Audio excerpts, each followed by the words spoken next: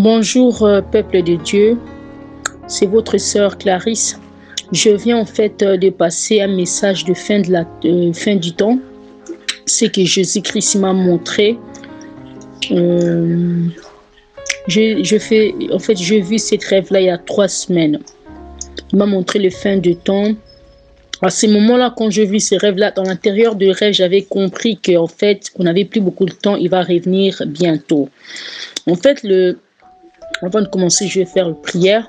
Seigneur Jésus, merci Seigneur Jésus-Christ pour cette révélation, Jésus-Christ de Nazareth. Merci pour votre amour, pour votre grâce, pour votre fidélité.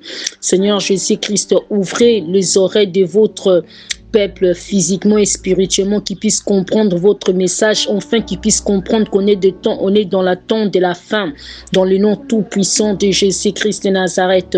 Jésus-Christ de Nazareth, tout est mauvais esprit qui essaiera d'attaquer ce message physiquement, spirituellement, ça sera nul et sans effet dans ma vie, dans mon corps physiquement et spirituellement, dans le nom tout puissant de Jésus-Christ de Nazareth. Amen.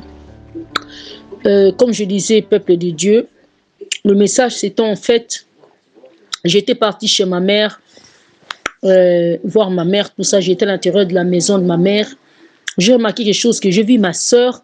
D'habitude, ma soeur, la couleur de la peau, d'habitude, elle est noire. Elle est noire. Et là, j'ai remarqué que son teint était changé, elle était devenue plus claire qu'avant. Et puis, elle avait mis des bouts d'oreilles dans son nez.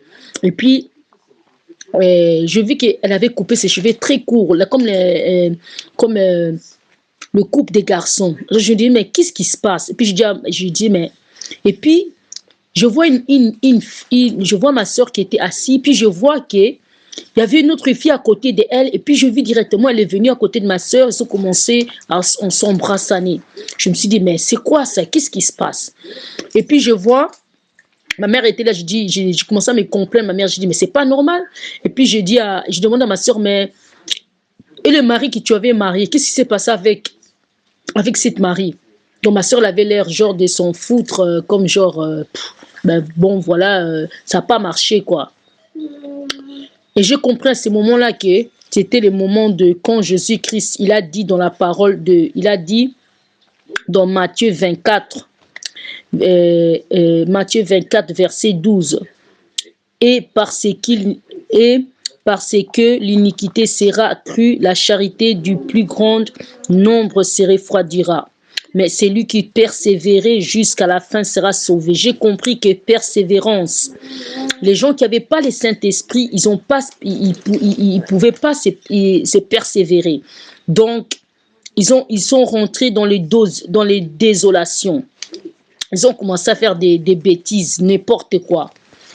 Et puis, j'ai vu, après quand j'ai dit ça à ma soeur, elle m'a répondu, comme je vous ai dit tout à l'heure, elle m'a répondu que ça n'a pas marché. Et puis ma soeur a commencé à s'embrasser. Elle commençait à faire comme un homme, une femme font, se toucher, s'embrasser. Avec une femme, elle faisait ça. Moi, j'étais vraiment choquée. Puis j'ai dit à ma mère, puis j'ai vu mon frère, que sa vie, ça avançait jamais. Mon frère, je vu que c'était un homme qui était très âgé, mais il habitait toujours chez ma mère. J'ai dit à ma mère, mais attends, qu'est-ce qu'il lui fait ici? Comment ça se fait qu'il est toujours chez toi? Tu vois que sa vie, il y a quelque chose qui cloche, quelque chose qui ne va pas.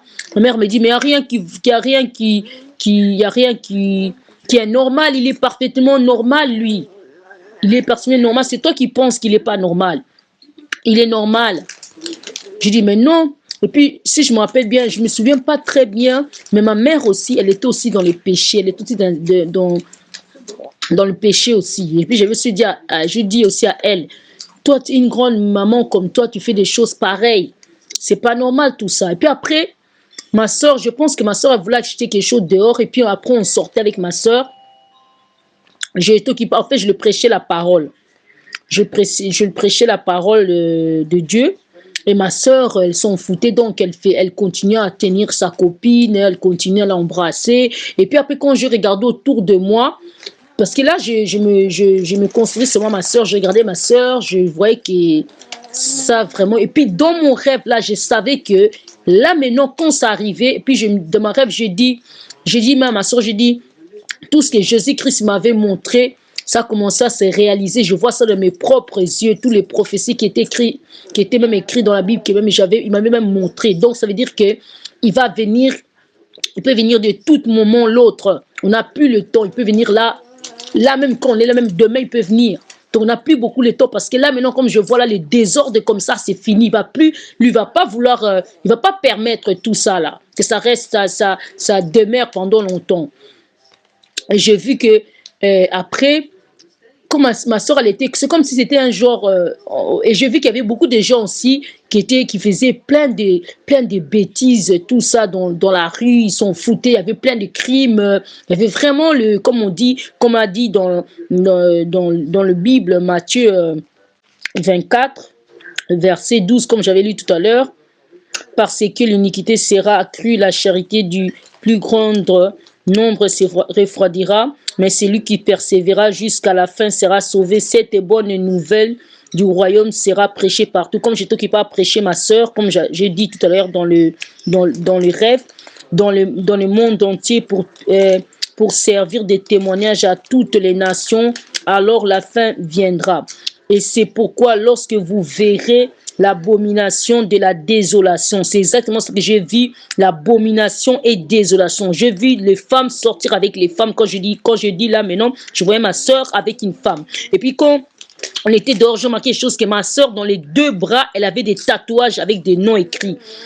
Elle avait mis aussi un petit short tout petit. J'ai vu autour de elle, il y avait plein de saletés aussi. Les autres personnes aussi faisaient plein de bêtises. Donc c'était vraiment, comme on dit, que les gens ils avaient perdu leur foi en Jésus-Christ, ils avaient perdu la foi, quoi. Comme ils avaient perdu la foi, alors ils faisaient n'importe quoi. Et voilà.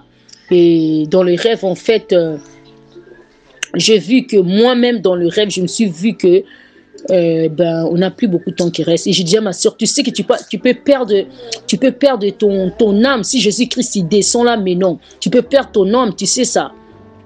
Et puis ma soeur, elle était vraiment en l'air. Elle était vraiment en l'air. C'était comme si je parlais à quelqu'un qui est drogué. La façon dont je voyais, c'est comme si je parlais à quelqu'un qui était drogué. Elle n'était pas la seule. Il y a beaucoup de gens qui étaient comme ça, qui réagissaient pareil. Et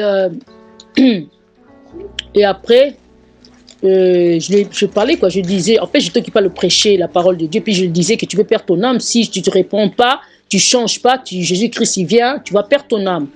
Et puis j'ai dit, on n'a plus beaucoup de temps qui nous reste. Toi, tu penses qu'on a beaucoup de temps, on n'a plus beaucoup de temps. Il faut te repentir et changer parce que tu peux rater le ciel. Et après, là, dans mon rêve,